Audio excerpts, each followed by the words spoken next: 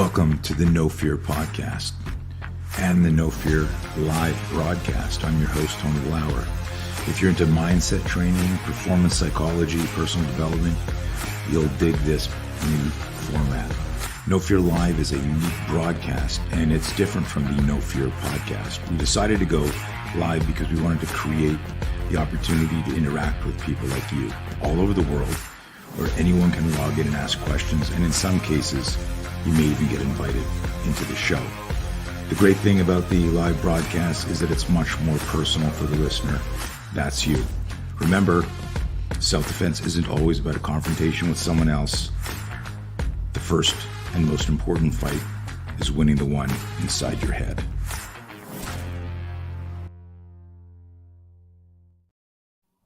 Dude, you're like a regular on the show. Akshay, welcome back to No Fear Live.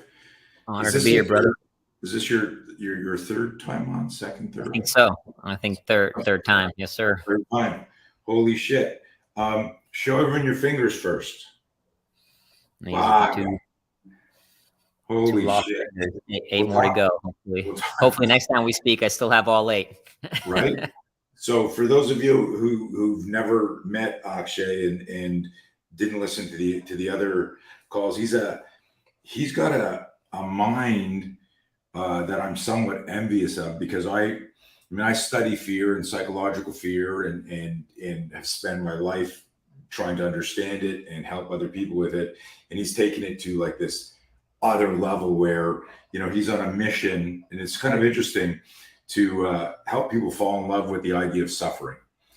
And if you don't understand that in the metaphysical sense, that sounds like an insane thing. Like, why would you want people to suffer?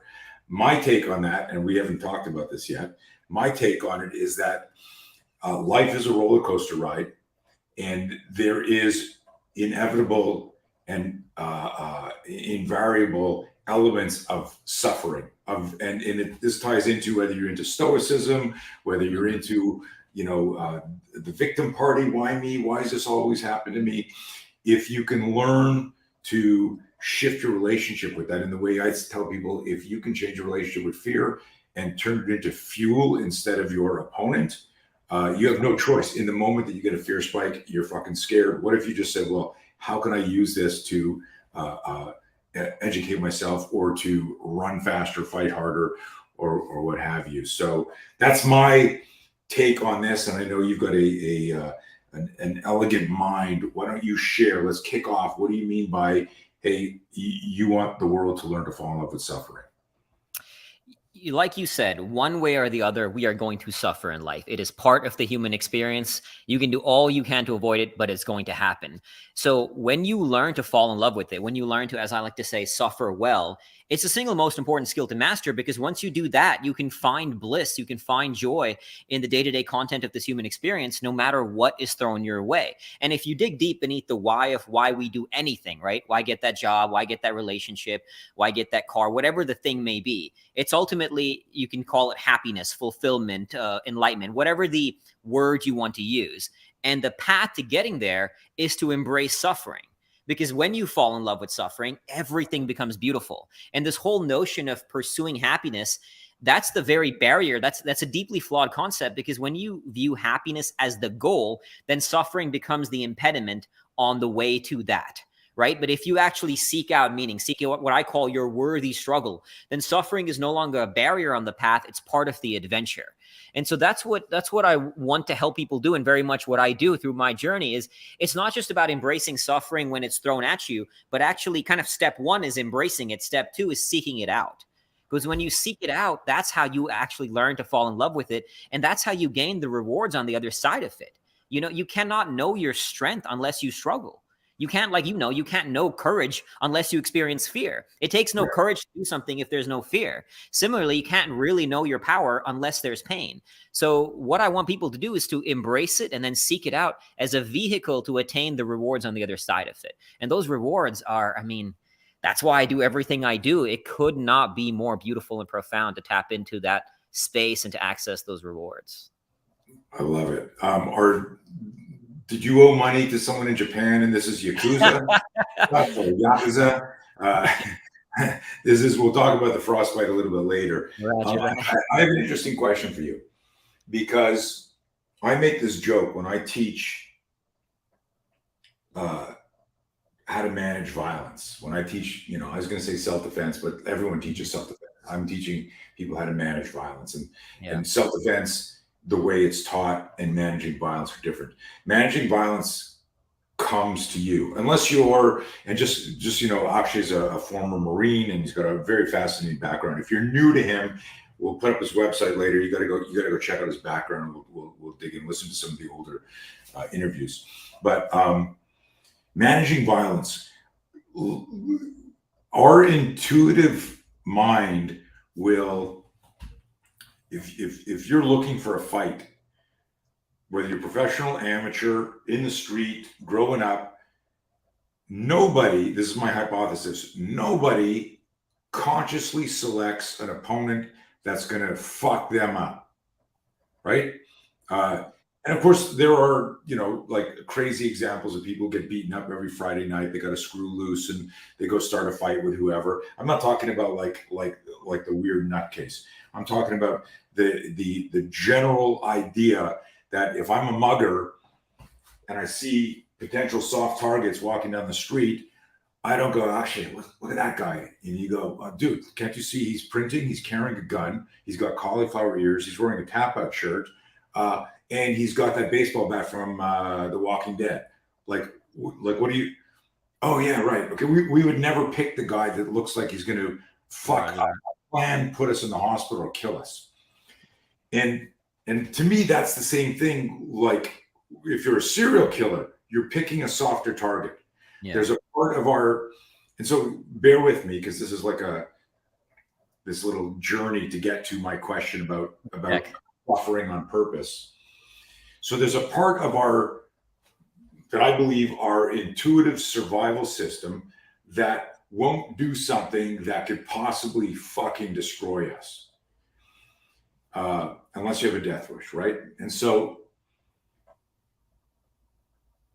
how then do you pick, like for you, who've done so many extreme things, like what's your was it 10 Days in Darkness? I've done 10 Days in Darkness and 7 Days in Darkness. I've done that twice among many other adventures. Like if the power goes out in the middle of the night, I'm like freaking out. I'm like, oh, fuck. Like, oh, how long? Let alone on purpose, 10 days in darkness with no cell phone. I can't, I'm not on TikTok, but I am on Instagram. What am I going to do? I'm making fun of myself here, guys. I have more discipline than this. But just this idea of, and here's where I'm going with this, is we will select things that challenge us, that stretch our resilience, our mental toughness, our idea of I can handle whatever life throws at me, which is the philosophical like end state. And by the way, I love what you said about the chasing of happiness, because when people are having a good day, they're skipping through a meadow in slow motion going, oh, look at this. Oh, bliss. Oh my God. Like DoorDash brought my food on time, and they're all happy. And then they open it up and go, I didn't order this. What the fuck? They fucked up my order. And they go from, not realizing their first world problem. And so if you learn to find, and you'll dig this, I'm sure you've read this before, in Zen nomenclature is like perfect imperfection, right? That whole idea of there's perfection that doesn't exist, and then there's imperfect perfection. Like this is the best this is. So this is my question.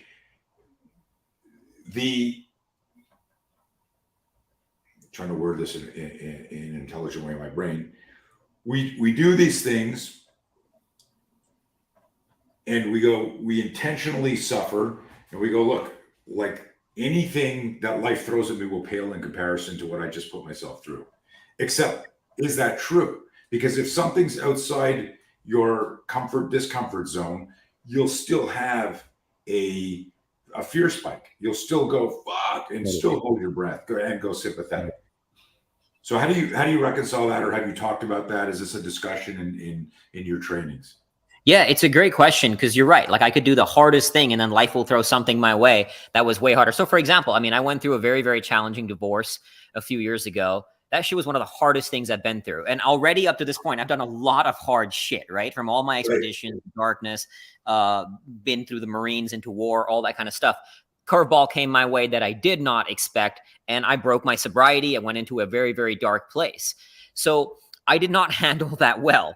But that's, so it's not that training for suffering is going to prepare you for all the shit life throws your way. Something new can come that you weren't ready for. But what it does give you is the weapons to rise back up faster.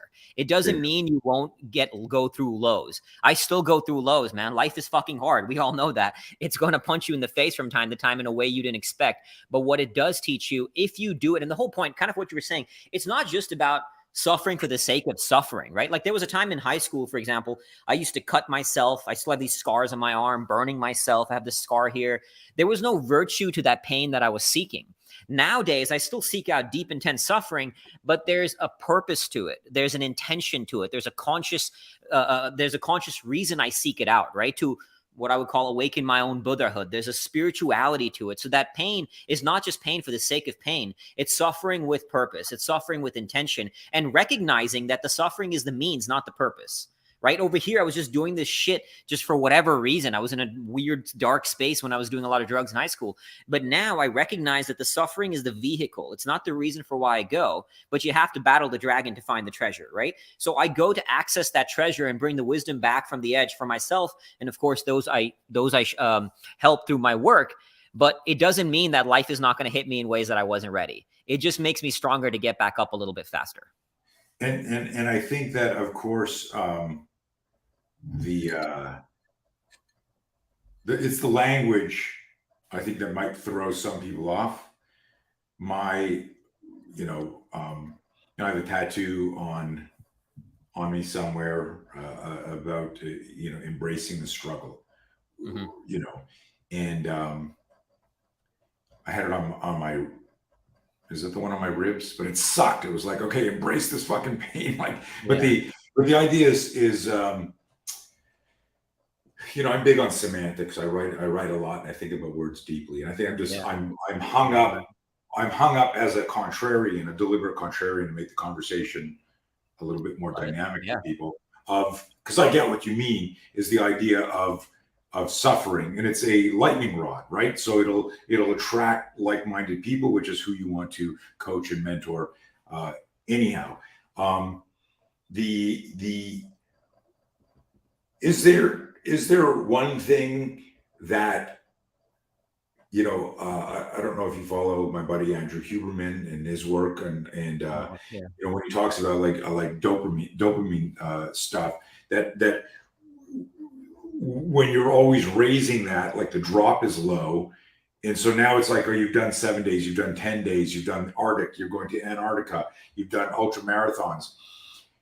How do you get stimulated for, someone goes, Akshay, we're going to spend the night with no electricity. And you're like, okay, it's kind of fucking boring, okay, but okay. Right.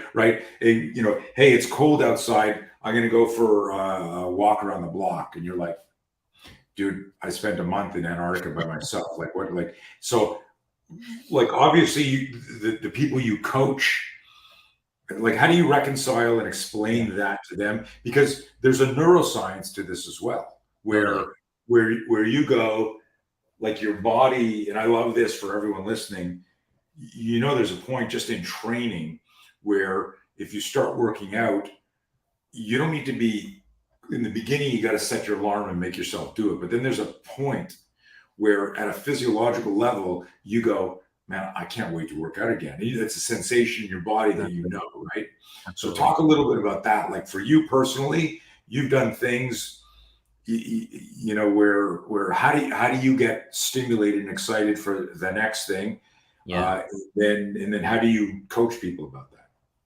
So great point. And as Huberman even talks about, right, when you push that high, like when I come back from an expedition, the lows are quite low. It's hard to transition because, as he talks about, you don't just return to baseline and dopamine, it kind of drops lower, right? So I do experience that. And the way I wrestle with that, the way I deal with it in life is to balance the dualities in the human experience. So I'll explain what I mean by that. So, in my world, especially in the adventure world, if you keep pushing the edge, it's very common. A lot of people end up dying doing what they do, right? Like there's a great documentary on Netflix, The Alpinist, this guy who died at 25 pushing the edge. And it's not a judgment. Like everybody makes their call, right? And I used to free solo, not at like Alex Honnold's level, but I used to free solo rock walls 100+ feet where, if I fall, I would still die. And then, like you said, you're seeking that next high, because that edge you keep wanting to push further. So the way I wrestle with that with a high degree of self-awareness now, which I didn't always have, is balancing the duality of the human experience. So for example, there was a time in my life I remember going for a run and I saw this sign that said 5K fun run. And I had visceral disgust at the idea of a fun run. Like, you don't run for fun. Every run you have to fucking suffer. That's not that, you shouldn't run for fun. But that was a problem. I was bringing in suffering into my life in all areas because clearly I'm one who embraces and seeks out suffering. But there's a duality to it, right? In life, there's a series of dualities: pain, pleasure, contentment, discontentment, ego, humility, light, darkness, life and death. There's all these dualities that encompass the human experience, right? In Buddhism, they talk a lot about non-dualism. It's kind of the yin yang. Now, we frame, in kind of generally speaking in society, we frame one side of the duality as bad, right? The darkness is bad, discontentment is bad, ego is bad, fear is bad. All these kind of one side of stress and recovery, another duality, that's bad. Stress is bad, right? That's the inherent problem, is that one side of the duality is bad. It's not bad or good. It just is. And every side had its place. So the way I navigate the duality is by coming back to the other side. So I'm always in my life looking for one duality that's causing me friction, and then I go play on the other edge of it. So when I recognized that I was demonizing the idea of a fun run, I was like, okay, this is a problem. It hit me later when I realized I was just bringing in suffering in every area of my life to the point of unnecessary, right? And I was like, all right, I'm going to go play on the other edge of that duality. And I called it suffering and play. You can call it whatever you want. I love that you brought up semantics because words do matter. And even that, I use the word suffering very intentionally. That's not accidental.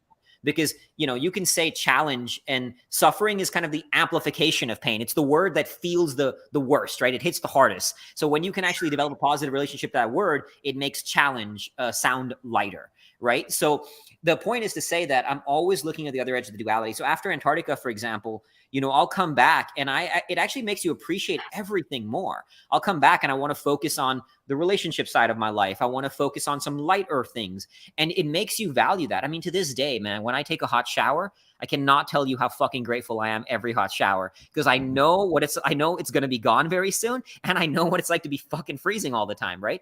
So always be playing with the duality at every point in my life. Like when I went into the darkness recently for the 10-day, I was playing with the duality, control and surrender. I'm a giant control freak, right? My world is in my fucking hands. I'm going to control my fate and my destiny. So I was experimenting and playing with surrender. And that's how you kind of navigate the edges and allow yourself to find bliss in the entire human experience. Even right now when I go out in a night sky, yesterday I walked out of my house and just looked at the stars, because in Antarctica, where I go for 110 days, there is no darkness. I will miss sunsets, a night sky, and sunrises, which are some of my favorite times of day. So I appreciate every single thing. So it really just requires a conscious awareness to prevent, look, your brain's still going to experience that dopamine low. I know there's a low coming after 110 days in Antarctica, but when you have conscious awareness and intentionality, you can appreciate both sides of it. I'm grateful for the hell I'm about to endure in Antarctica and the beauty, but I'm also incredibly grateful that I have a nice fucking comfortable home to live in outside of that. Wild.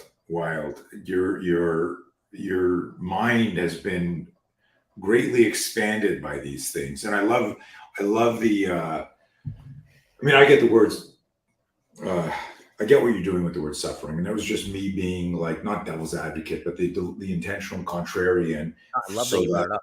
So that you could share that, because people need to listen to that. I for years wrestled with the idea of using, should it be called no fear, or should it be called choose courage, or should it be, and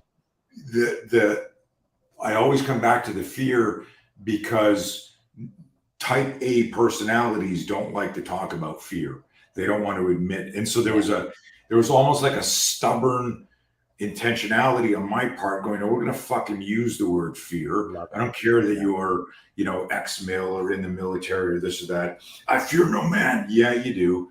Exactly. And it's just peeling that onion, so that I get that, because it's there are easier ways to grow our audience by using, clickbait terms as opposed to Yeah. going Yeah. like this is the end of the day. It's embrace suffering and use your fear.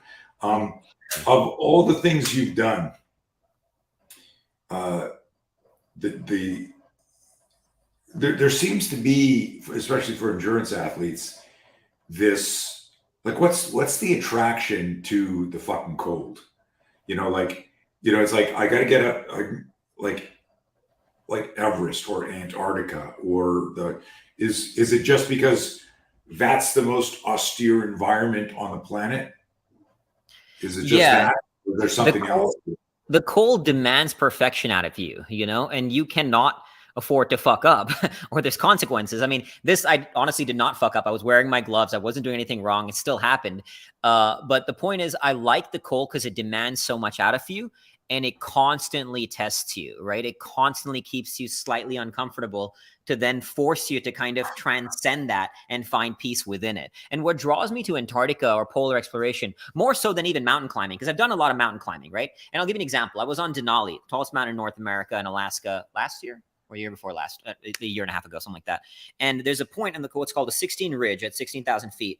And you're stepping on this very thin ridge line. There's like 1,000-foot drop on each side. It's horrifying, right? This is an extremely thin ridge line. And the thing is, though, when you're in that moment, your mind doesn't have the luxury to wander. It's right fucking there. Your whole world is that one step in front of you. You're not sitting around looking at the beautiful views, right? Your whole world is that one thing. No Exactly. selfies. You're not doing selfies and shit like that. So you're very present. And in mountaineering, the environment forces you into flow. And every day the terrain is different. Like every day as I go up and down the mountain, the views are different. The nature of the day is different. In polar travel, it is not like that. Right. Polar travel, every day is empty, white nothingness. You're in flat terrain, so the environment doesn't force you into flow. So your mind wanders. And when your mind wanders, it will take you to places that you are not even ready for. And that fucking journey, like polar exploration is not as dangerous as mountain climbing, but it's a lot more suffering. And that's, to me, is the draw, especially in the hostility of a place like Antarctica, because again, there's no life out there. It's empty white nothingness. The storms are fucking savage. Like a polar storm is one of the most hostile, unforgiving environment a human being can experience. And there's a polar explorer from the 1900s who kind of summarizes it perfectly when he says, polar exploration is at once the cleanest and most isolated way of having a bad time which has been devised. And having experienced a lot from running ultras to mountain climbing, it's incredibly true. And that's a huge draw for me, is because in that depth of isolation, because I'll be doing 110 days alone in Antarctica, literally no life. I mean, I will geographically be the most isolated human being on earth. In that silence, in that isolation, you really start to hear. You hear the things that you don't otherwise hear. To me, you can call it God, universe, whatever your paradigm is, right? And that is such a draw. And that mental challenge, while brutal, like sometimes where I'm skiing, an hour can feel like a fucking lifetime because your mind is just playing those games with you. But that's the draw, is navigating that, the challenge of that, the greater the depth of mental, physical, and spiritual suffering, the greater the transcendence. And that transcendence is an experience of God. And what I get to do, I get to open doors into the human soul that are so very rarely, if ever, opened. And opening those doors into the human soul is the reason I go. The suffering is just the necessary mechanism to get there. You can't open it without going there. It's the first 10 levels in this metaphoric video game. Yeah. The big boss is in your soul.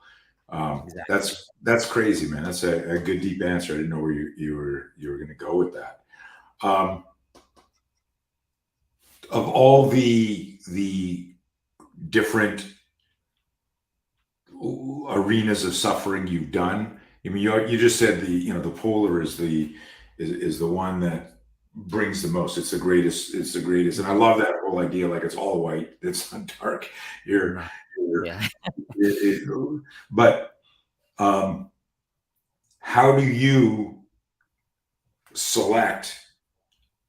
Like, is it intuition or do you have like 3 years planned out? You go, I'm going to do this, I'm going to recover, and then this is my bucket list. I'm hitting this, because you've done a bunch of crazy things. Yeah.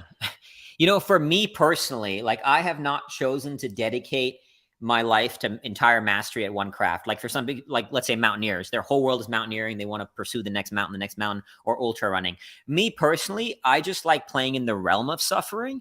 And that's why I explore different ones. That's why I've run ultra marathons, done the 10 days in darkness, climbed mountains, done polar travel, even gone cave diving, scuba diving. Like I like playing in multiple different arenas.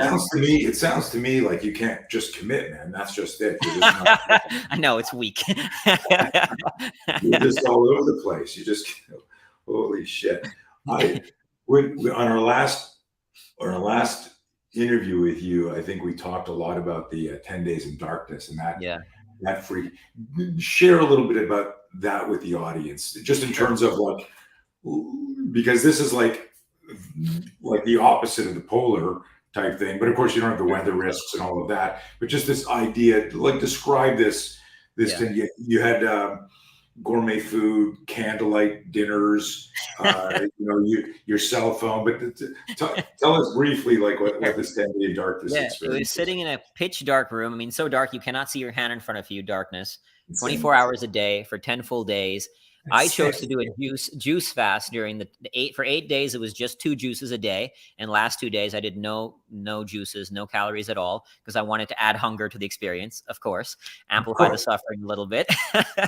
But when you actually sit in that level of darkness, you start seeing lights, because they say your brain releases DMT, so you see lights that are as real as any other light, and it's kind of go through these hallucinogenic experiences in that darkness, and it reveals things to you because that level of stillness, you're going to open doors within yourself that have never been opened. And whatever's coming through those doors, you don't know, right? It's not just all beautiful sunshine, rainbows, unicorns. It's also the deepest, darkest demons that you haven't confronted. And so you have to face whatever comes through.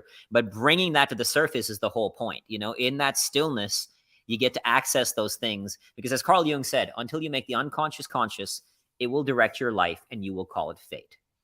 So the whole point of this is to dig deeper into that place, to find those things you've never found before, and to me, to have those conversations and that experience of God in that pure stillness and silence. Craziness, man.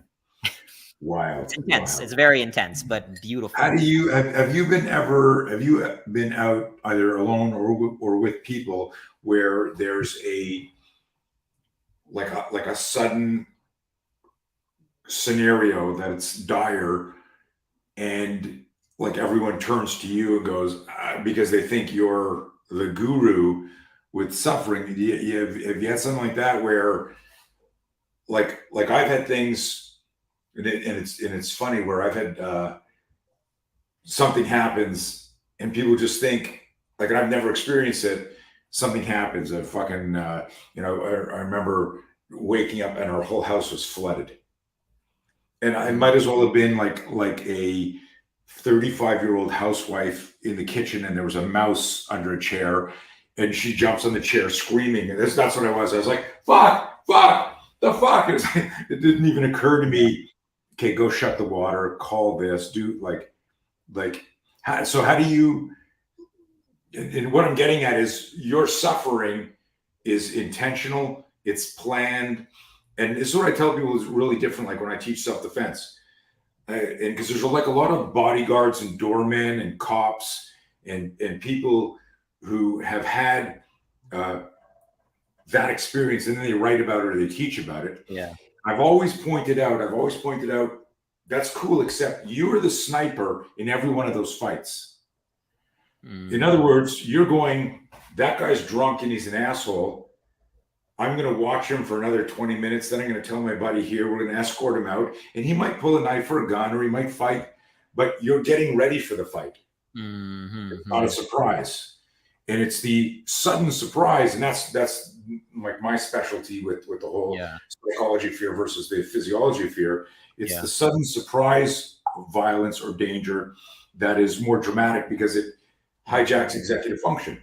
You bypass your cognitive brain where all your theoretical answers are. And now suddenly you're in sympathetic survival mode. And what we need is the education there. So for you, as you were talking and going, like, this is cool. And you know that I wouldn't have had you on here 3 times, if I didn't find you fascinating. But like, it's not like I go like this, and then all of a sudden you're in Antarctica and you don't have your fucking gear, and you're like, what the fuck? You're planning, you're actually even training for this. So you know the fight is Saturday night, you know who the opponent is, you know the weight class, and you accept the risks. Yeah. So my question, because I went in fucking 19 different directions, is how do you handle it? It was very refreshing and nice of you and transparent of you to talk about how, like, the divorce, like, even though you've got all this mental toughness, your idea of a successful marriage and relationship, when that fell apart, that crushed you, and you would have rather been in Antarctica or in mile 50 of an ultra marathon going, I can get through this. So talk about that, like when life has thrown other shit at you where you can't prepare, and going back full circle, everyone listening, I get the idea of, and I made a note before my friggin' electronic book died because I don't charge it, is that if I do this and I take my capacity and I increase my capacity for whether it's suffering or tolerance or strategic thinking or pain or whatever it is, my capacity increases and I'm getting closer to my self-actualization of my potential. Yeah. And then it's life throws you the curveball. You of course have to go, fuck. And then what you've got to remember, this is the self-awareness piece. I can get through this. I have suffered well in the past. So riff on that a little bit, and then any examples that you have of how you've made that course correction. Yeah. So I'm always training because I didn't get into doing overnight, like 110 days in Antarctica. So I'm building that ability to endure that one step at a time and training myself very consciously. Like when I was in Vermont, not last winter, but the winter before last, storms would hit and I would intentionally go out into a winter storm and sit in a cold river, which immediately like gets you amplified and, it stays tensed up. And I would practice, I would literally say to myself, I got to interrupt and say, I did not anticipate you say, go sit in the river. The whole going out there, I was going, oh, good, he's stress inoculating. He's doing little things, but of course you fucking mean of course, what else would one do? The next level. I sat in a river after somebody hooked me up like Houdini in chains, and okay, go ahead. You amplify, right? And then so what I would literally, but I would do this and I would pause and say, be the eye of the storm. Be the eye of the storm. Practice staying still, staying calm in the face of external chaos. So, and as you said, we're always evolving. Like when this divorce happened, I'd done a lot of stuff, but clearly I wasn't ready for it. Now I am a lot more ready for even relationship stuff. And since then, I've navigated relationship challenges, right? Relationship shit just kind of hits you in a different way. But now I'm always I'm getting better and better and better over the years, regardless of what life throws at me and how it throws at me, at being the eye of the storm and staying calm in the face of chaos and mastering that space, right? Like you talk about when you teach, there's that instance the thing happens, but there's a space between feeling the fear psychologically and physiologically and what you do with that, right? And the key is mastering that space. So for example, I was in the Arctic just a few months ago on expedition, right? And this was the first time ever I've been in a polar storm solo. So I've been in many polar storms, but this was the first time alone. And I mean, hurricane force winds hammering me. Whole time I'm smiling to myself while skiing and I'm completely alone out there, right? You can barely see that much in front of you because it's a whiteout and I'm going, ooh, rah, motherfucker, this is my house. Let's fucking go. Like it's mad, right? It's absolute insanity because I'm alone out there.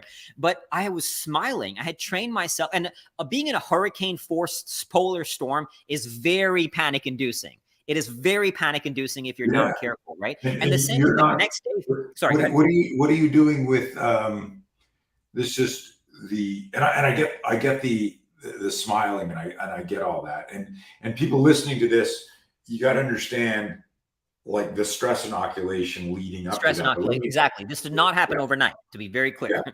But what are you doing in that? I remember being on my. You remember the Katana motorcycle? You could ride bikes. No. It was like at the time the Katana came out, it was like the fastest motorcycle in America. Yeah. So I had this Katana, and I was driving down from Canada to go to Maine, and I'm driving down, driving way too fast, and drove like all of a sudden the fucking storm, right? Yeah. And I'm driving and the wind came up and started blowing me like I'm on the bike and it's fucking moving me. And I'm like, holy shit. And I'm like, trying to, I mean, slow down as fast as I could. But I thought I was going to die. And you can't, it was like how you described when you're on that bridge crossing 1,000-foot where I'm going, if I fucking lose focus here, I'm dead. I'm doing 80 miles an hour on a highway and the wind just came up and blew me towards the shoulder, towards the oncoming traffic. Anyways, where I'm going with that is I'm 185 pounds. I've got gear on the bike and I'm on a fucking Katana 750, which weighs a shitload. And this wind came up and almost blew me to my death. How much do you weigh, dude? I'm 165 right now, working to get to 180 for Antarctica. Light, yeah. So like you're on a flat plane like this and there's hurricane winds. What do you I just see like a scene from the Wizard of Oz. And you're like floating around like, how the fuck are you staying on the ground? Like you got obviously you're strapped to your kit. I'm strapped to my sled. Yeah. I mean, there was days because I'm a tiny little brown dude, right? There's not a lot of tiny little brown people who are polar explorers. They're usually Viking looking motherfuckers, Norwegians. But it was kind of blowing me a little bit for sure. But you know, that's the thing is like for example, the next day, I was in my tent and the wind was hammering the tent. And in the Arctic, the wind changed direction. So instead of hitting from the back of the tent, it started hitting me from the side to the point that I'm literally in my tent like this, holding it because it's pushing the tent so far down, it feels like it's collapsing in on me. And I literally just sat there. I mean, it was intense. You feel the intensity of this, but this is coming back to the duality concept and why playing with this is a big reason when we struggle in those moments is we're resisting the isness of that moment. So what I mean by that is we're trying to say like, in a very subconscious way, it's like, I wish this wasn't like this, and I wish the wind wasn't like this. But the second you just accept the isness, like one of my mantras, and this actually hit me in the Arctic, was everything is perfect in its isness, for it cannot be anything other than what it already is. So as an example, the day after the storm, I was skiing in very soft snow because there's a ton of new snow, heavy sled. It was brutal. Like if the snow was harder, it would have been a lot easier in that day, right? Now I could say, fuck, I wish the snow was harder. I wish it was easier. But I kept saying, thank you, God, for these perfect conditions. Because the conditions were perfect in that they could not be anything other than what they already were. So when you start accepting that the wind, in this case, your case, my case, right? This is just what it is. Everything is beautiful in its isness. So this is the duality of control and surrender. I surrender to what is because I can't change it, but now I bring in what I can control. And when you actually accept there's so little in life that we can control, and you just embrace the isness of that, and then you bring it back to, okay, what can I control without trying to fight the things you can't? I mean, the acceptance is kind of a foundation of spiritual enlightenment, right? So I'm always saying to myself, thank you, God, for these perfect conditions. And it doesn't mean you don't fight to create your reality the way you want it to be. Of course, I'm always working to improve my world into the way I want it to be. But all the things that I can't control, which are most of them, embrace it, accept the isness, and then create what you can. And that helps you master that space. So when you're being hammered by a storm, literally or figuratively in life, accept it. These were things I could not control. I will accept the isness, be with that isness, master the space between stimulus and response. What do I do with it instead? Now I bring in my point of power. Like in my case, how I set up the tent. I would go out every few hours digging out the tent while the snow was being hammered. That was what I could control. Other than that, I was like, there's nothing more. And literally there's a video actually on Instagram. I was like, I think I even say this. I was like, there's nothing else I can do, but just be with this and kind of smiling through it, because what the fuck else can you do? So learning to smile in that, but you have to train yourself. It doesn't happen overnight. You have to stress inoculate yourself through putting yourself in suffering. That's why I do it. Yeah, I dig it, man. I mean, you ended up saying it a bunch of times, but it was just that acceptance. And it's, we have in our combatives program and our personal defense readiness training, we have, the 3 golden rules. And the number 1 rule is acceptance. If you can't accept what's happening, you can't create a strategy to circumvent it or to defeat it. Absolutely. If there's a part of your brain, conscious or unconscious, that's going, I don't believe this is happening to me, then guess what? This is happening, right? And you just can't lean into it. So it's kind of It's kind of cool. I dig that. What else, man? What else is going on? The Are you coming out with another book? After I do this 110-day crossing of Antarctica, I'll write a book about it and the lessons and help others navigate their own version of an Antarctic crossing. But that'll be after. Right now, my whole world till I leave for Antarctica in November is training the mind, body, and spirit for 110 days, 1,700 miles solo coast to coast crossing of the entire continent of Antarctica, which has never been done before. So once I pull this off, it'll be the first ever human powered, meaning no kites, no dogs, just man hauling a 400-pound sled across the continent for 1,700 miles. When you think about that, do you get an adrenaline dump, or you've done enough Dude, of I get these? Fucking terrified, man. Terrified. Talking about this, like you brought this up earlier, right? Sometimes we think like, oh, I'm not scared if anything is manly. You're hugely flawed. Like I'm fucking shit scared of almost everything I do, but I don't care that the fear is there, right? Like it doesn't bother me that the fear is there. Courage is what you do with that. So it terrifies. I mean, it excites the hell out of me because getting to go into that level of solitude is going to be profoundly beautiful, but it also terrifies me. Because it's just the depth of suffering I'm going to endure out there. It's going to be brutal, and I don't even know how hard it's going to be. But I don't know entirely. There's nobody with you, no completely crew. alone. Completely alone.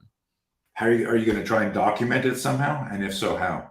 We are filming a documentary around it. The documentary, we've filmed a bunch of footage right now. They filmed me coming out of the darkness when I was in Mexico. They filmed me in Arizona here, training, dragging two very, very heavy tires. They came to Iceland for an expedition. They filmed me in the Arctic when I was out there. We came out for a week to film.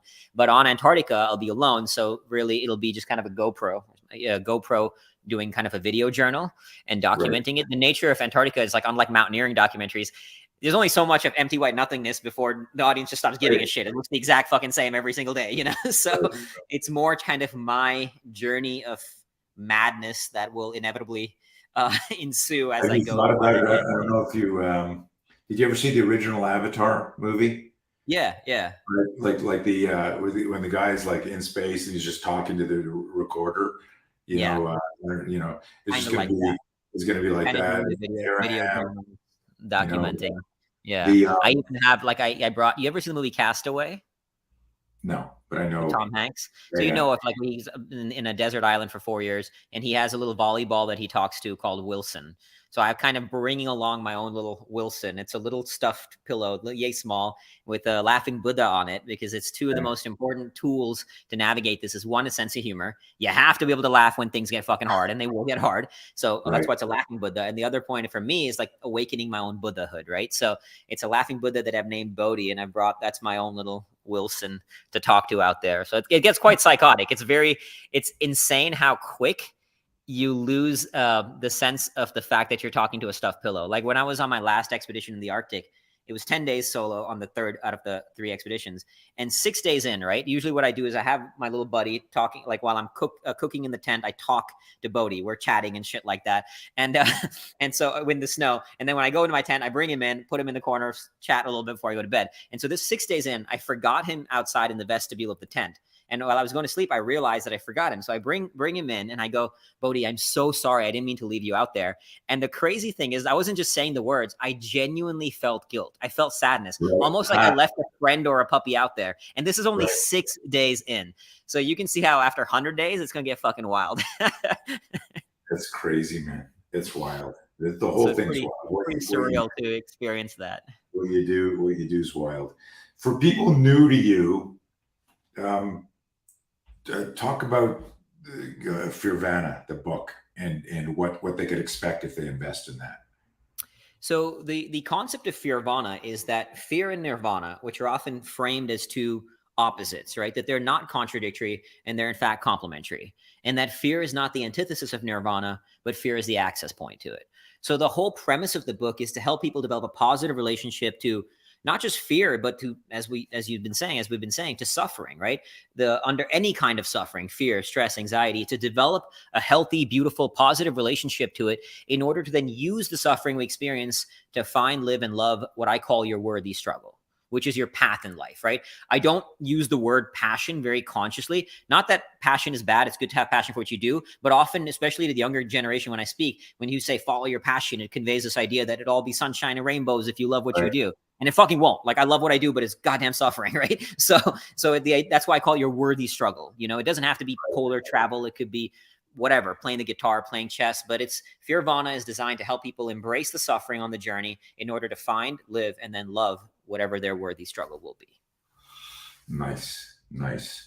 The what type of, we never talked about this, what type of online, either self-directed digital learning or education, live Zoom stuff, what do you do for your community? Never talked to you about your ongoing training stuff. Yeah, I do have like digital training programs. Like, I have a program called the Fear Chasers Alliance where I share all the different mindset pieces, because I've gotten, as you can tell, quite advanced all over the years in the learnings, and I get quite intense. I mean, even as we speak right now, I'm in the midst of a 7-day fast. I'm 3 days into the fast.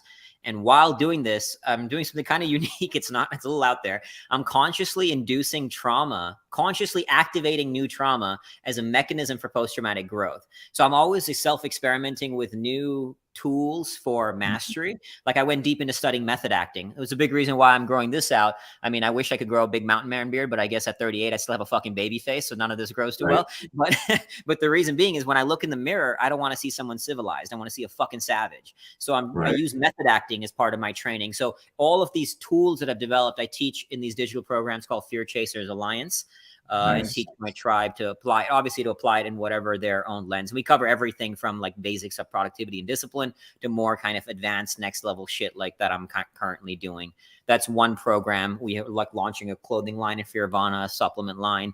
I've kind of sidelined it, a lot of it right now, just in terms of training for Antarctica. I mean, I still teach in my Fear Chasers Alliance program, but I'm not actively doing anything because training is kind of a full-time job right now until I come back from this crossing. And then once I pull that off in the documentary, then we'll focus on the business side more, the brand, and then also the relationship piece. Right now, I want to eventually, meet somebody, get a family and all that. But right now, my life's a little too fucking out there to date. Who knows? You might meet someone in your next trip, right? Who knows? Maybe at the South Pole, I'll run into somebody. Oh my God. Yeah, exactly. This is happening in November, dude? November. I'll be flying to Chile in mid to end October. And then I just got word from ALE, which is Antarctic Logistics and Expedition, just like 2 days ago, that it's all looking a go. So it's coming up very quickly, man. I'm feeling the nerves big time, but I'm excited. This is, my whole world's been leading up to this in the last 3 4 years. Your longest till then was a month. The longest that was a month. Yep. And so this is going to be how long? Just under 4 months, 110 days. So wow. almost 4 months. I just did for an internal group, one of our 90-day challenge I just wrote about this week. The idea of don't let the math beat you. I think that, it's the first week in and people are already starting, like, you start off strong the first week in, and now like people are starting to like, I can't keep up. And I told them a story of a fighter that I trained who just before his fight, we're downstairs in the bowels of this, old fight Coliseum place in Montreal. Is back in the 80s, and he's shadowboxing. And I said, "How do you feel, Sean?" He said, "Good, coach. I'm nervous, of course, but I feel good." And I looked at him. I said, "Well, you're supposed to be nervous. You're about to get in a fight. The guy's going to try and punch your fucking face in." And this was in the era of Roberto Duran, Sugar Ray Leonard back in the 80s, and so Duran was known as like hands of stone and face of stone, where he'd look at you and it was that facade. And I said, even if the guy's looking at you like Roberto Duran, know that inside his physiology is fucking pumping, adrenaline, and he's nervous too. He's just mastered the facade. And he goes, "Thanks, coach." And he starts shadowboxing again. He's moving around. I sit down and I'm like, I'm kind of like gloating to myself because I'm thinking, yeah, that's kind of like I was Mickey there in Rocky 1 going, "You got him, don't worry." And you're like, but something starts to nag at me, Akshay. Something's nagging at me, and I realize, fuck, I just gave him like a Zen fortune cookie answer. You're supposed to be nervous, face the fear, do it anyways, blah, blah, blah. And this is what I think is so special about the No Fear program is we tell people like you need to specifically identify as best you can what the fear is, what the trigger, what the stimulus was. And I looked at him and I said, "Hey, Sean, I got to apologize for that answer." And he goes, "Why? It was great, coach. It calmed me down a little bit." And I said, "Yeah, but I didn't ask you what you were nervous about, what was triggering it." And while I was saying that, I'm thinking maybe his mom's at ringside or his girlfriend or his dad, or maybe he hadn't told me about an injury. A lot of fighters I train, like if they hurt their ribs or they were not sleeping or eating well, they wouldn't tell me because they want me to pull the fight. Pull out of the fight. So my brain is trying to guess what is it. And he goes, I go, what made you nervous? And he goes, it's nothing. It's stupid. I go, it's not stupid if it's making you nervous. So I pull it out of him. He says, and for everyone out here, like this was an amateur kickboxing title fight. Amateur title fights are 4 rounds. Amateur regular fights are 3 rounds. He says to me, I've never done 4 rounds. And I keep wondering, can I do 4 rounds? He said, I know I'm in shape. I can spar 10 rounds.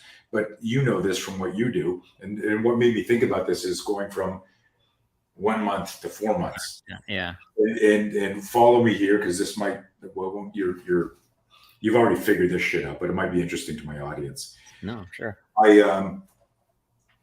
He goes, I don't know if I can do 4 rounds. I mean, I can, but I don't know that. So immediately we understand, like as a coach who's thinking always like hyper analytically, like I am, if you got a fighter who is worried about having enough gas to make it to the 4th round, he's going to fight more hesitantly in round 1, 2, or 3. Is he going to miss his minimum 8 kick count? Is he going to move a little bit more with a little bit more trepidation that's going to get him caught because he's worried about his gas tank? And which speaks volumes to stamina and endurance and knowing that you can do that. So I look at him, and I would never have guessed that. Of all the things that were running through my head, it wasn't, can I do 4 rounds? Yeah. So I looked at him, Akshay, and I said, can you do 2 rounds? He's like, yeah, of course. I said, so just do 2 rounds twice. And at the end of the 2nd round, we're in the ring, and it was a 16-foot ring, so 14 feet from the other fighter. We hear him say, "Coach, what round is it?" As the guy's like, and the guy goes, "Round 2." And I looked at Sean and smiled, and I went, "Can you do 2 rounds?" And he said, "Absolutely, coach." And he went out and he won the title that night. That's So awesome. what we did, like what we teach now is we tell people, never let the math beat you. Never let the math beat you. Yeah. If you hate running a mile, you can run 400 yards. Do that 4 times. Just run once, run. And I have no doubt that that's part of your psychology is like, oh my God, I got to do 10,000 steps today, right? No, it's like, I got to do 1 step. Yeah. And the next step. But I love that. So you can't be, no, that's great. Like I can't be thinking about 110 days when I'm out there, right? Like 110 days doesn't matter. It's living in the back. Can you make it's just 1 day. It's all it is 1 day, right? Like that's all I have to do is just 1 day. Yeah. And then that's multiplied over 110 times, but it's just 1 day. And like a great spiritual way I approach it is, can I live this day? And I'm not perfect at it in the normal world at all, but I try to be very conscious. Can I live this whole, it's not so much live every day as if it's your last, because then you like wouldn't do the hard work to, because if it's my last, I wouldn't go tire dragging for 2 hours because fuck that. But it's more like live every day as if it's your entire lifetime. Because actually this hit me in the Arctic. I call these spiritual downloads when I'm alone out there, and I was skiing, and it hit me that the person I am this morning is never going to exist anymore. Like that version of me is dead, right? He's gone, never going to exist. And so every day I'm kind of dying and being reborn. And so can I live this day as if it's my entire life? And the Greek philosopher Heraclitus says, no man enters the same river twice, for he is not the same man, and it is not the same river. And I never fully I heard that quote a long time ago, and I was like, all right, kind of makes sense. But now it's like, I know what he's saying. I don't just cognitively understand it. I viscerally know it, right? Like we are dying and reborn every day. And if I think about that and own that and consciously ingrain that, can I live this day as is my entire life? And if it is my entire life, then tomorrow fucking doesn't matter. This whole day is my world, my reality. And when you do that, like you said, it prevents the math from beating you. Because if you do, whether I'm running ultras or doing a 110-day journey, if I'm thinking about 110 day, I've fucking lost. I've lost that battle before I even set foot in Antarctica. I dig it. That reminds me of one of my favorite quotes. It's be willing to give up who you are today for who you could become tomorrow. Yeah, Yeah, I don't know who said that, love but it's that. great. Love that. Dude, is there anything that I mean? I always love talking to you because it's like just like we're sitting in a coffee shop just chit Oh, yeah, chatting. brother. Is there anything that you'd want to share with the the people? Again, this is live in the middle of the day, and but we then reshare it, Apple and Spotify and iTunes and all that, or whatever the heck it's called. Um, is there anything that we didn't hit uh, that you'd want to share? I think we talked about obviously embracing suffering. And I guess the one final thing to master that space is always owning. And I might have said this to you before, but I think this is people find this really valuable is you're not your thoughts, you're not your feelings, you're not your experiences. You're the thinker of your thoughts, the feeler of your feelings, and the experiencer of your experiences. There's a space between what is and who you choose to be outside of what is, and always be working consciously to remove that attachment to this as real. Like I've worked with people who say, I have depression or I am depressed, and it becomes their identity. Instead of saying my brain is going through a state of depression, that is not me. That is not who I am, right? I'm not my mind. I'm not my body. I'm not my thoughts. I'm not my feelings. Like you talked about, your feelings are fleeting. They're constantly fleeting. So are your thoughts. But it comes with a relentless practice, a relentless self-awareness to master that space. And once you do that, that's how you also learn how to embrace suffering. And that ultimately is the most important skill. Can you fall in love with the suck? And you do that, you master that space, your world is yours. I love it. I love it. Dude, as always, great having you on the show. Thank you, brother. It was a I pleasure. definitely, if some wicked insight or something happens between now and when you're leaving, hit me up and let's get online and talk about it. But Sounds absolutely, when you get back from the trip, we got to have you on and talk about it. But, again, if something in the training, in the journey to November comes up that you want to share with the world, you always have a home here. I appreciate that, brother. I'm honored. Actually, is there? I just wanted to see if there's anything here. Guys, go get his book. Obviously, it's available digital. Do you have an audio version? Yeah, digital audio paperback, and all the profits go to charity. We donate all of them. We've supported survivors of sex traffickers to former child soldiers, built a school in West Africa. So amazing. Profits do some good. Dude, you're a good man. Okay, buddy. Stay safe. I will speak to you soon. Yes, Hang sir. in the background here. I'm going to end the broadcast. Everyone of you who logged in and listened, thank you. Remember these things. There's Akshay's website, fearvana.com. Go check it out. Go subscribe to his newsletter. If you can, check out the book. I know for some of you listening, some of the stuff might have sounded a little touchy-feely, woo-woo, but it's not, right? It's not. You're just not used to that nomenclature, and that's the struggle. That's the struggle that we all have. We wrestle with reality, and we're in denial most of the time. Where we go, I mean, how many of you listening to this have said over and over in your life, I don't fucking believe this happened again. I don't believe this happened to me. As the faster you can go, okay, this is what Akshay is talking about. This sucks. I've got to go through this. Whether it's a relationship, whether it's a medical, whether it's financial, whether it's violence, it's a choiceless choice. It's right there. Or you fucking close your eyes and it's going to run you over. So the faster you can get tactical, the sooner you get through it. And then the beauty of going through it is you become more resilient. Absolutely. So there you go. I had to apply these same principles in war. So, Yeah.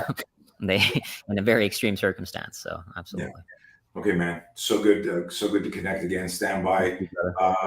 Okay, guys. Also, if you're listening to this, share it, please, and follow us on YouTube. I need to grow our YouTube because like that just seems to be the easiest place to fucking make shit happen these days until the overlord globalists change something else and blah blah blah. Okay, peace out. Stand by.